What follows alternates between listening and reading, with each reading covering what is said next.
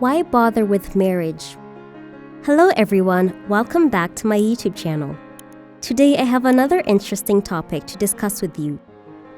The cycle of life includes being born, growing up, attending middle school, high school, and college, earning a degree, obtaining a secure job, and eventually getting married.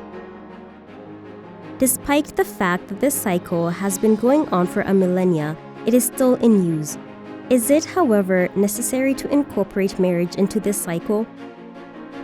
Who needs to get married when one has an excellent degree and an equally stable career that pays well and produces large profit? In today's video, I'll be talking about why one should bother with marriage. Without further ado, let's get right into the video. Today, marriage is more flexible and unique than ever before. It's a common pastime for young adults who have a stable job in a lovely place. It has become the final piece of the jigsaw puzzle that completes the puzzle of personal existence. People get married to brag to their loved ones about how great their lives are going, even if they have their doubts about whether or not their union will continue. Weddings, for example, were traditionally organized and paid for by the parents, making them an example of a formal event. Not any longer, unfortunately. Somewhere along the way, you meet someone who makes you feel completely content. When the love is too strong, the subject of marriage will be raised. Lifelong commitments are made when two people enter into marriage, which is the start of the family unit. As you serve your wife and children, you have the chance to grow in selflessness. A marriage is more than just a bodily connection. It is also an emotional unification. It's easy to dismiss marriage as archaic. Why don't you just live with someone? What's the point of holding a public event?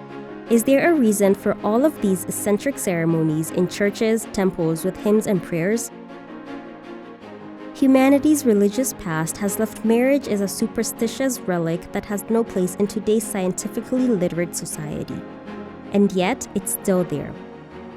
Marriages are symbolic of the responsibilities and obligation of two people who are in love with each other, but who are also willing and able to make the decision to spend the rest of their life together.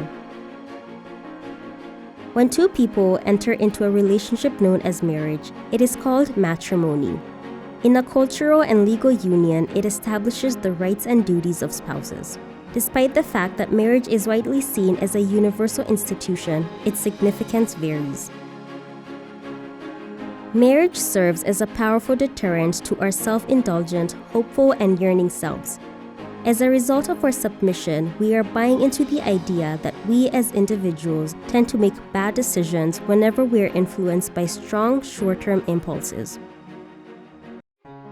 Marrying is a recognition that we need a framework to protect us from our irrational impulses. It's a choice we make because we see the long-term benefits of locking ourselves up. Although marriage and getting married have long been the subject of jokes and criticism, it remains a popular lifestyle option for many people. Why?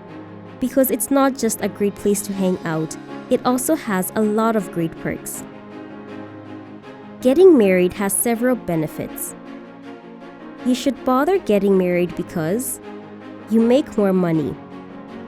When you marry, you have the opportunity to divide your expenses with your spouse as well as pool your resources and incomes.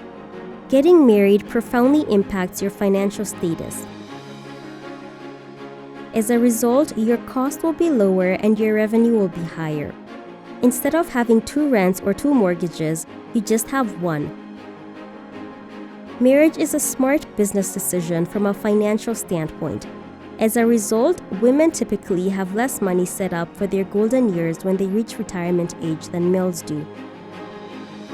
If one of you decides to take a leave of absence to take care for a kid, for example, talk to your partner about ensuring that you are continuing contributing to your retirement fund.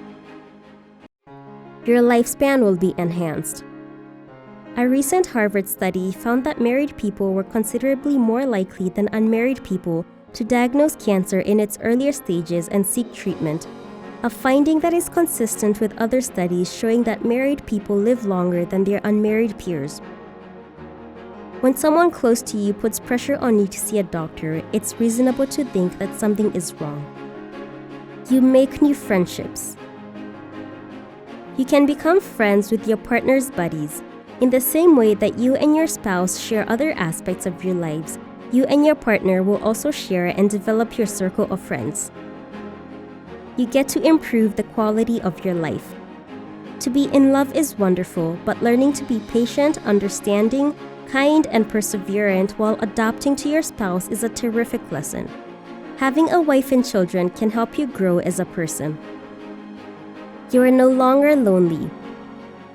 For the most part, studies have found married people are happier for longer durations than singles.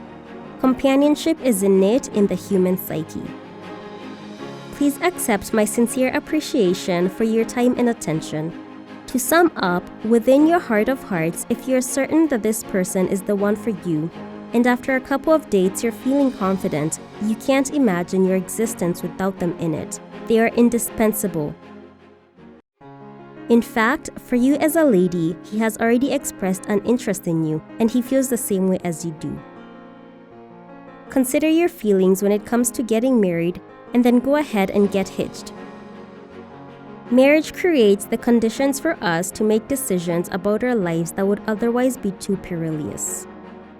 We have come to the end of today's video. Thanks for watching. Do not forget to like, subscribe, and share.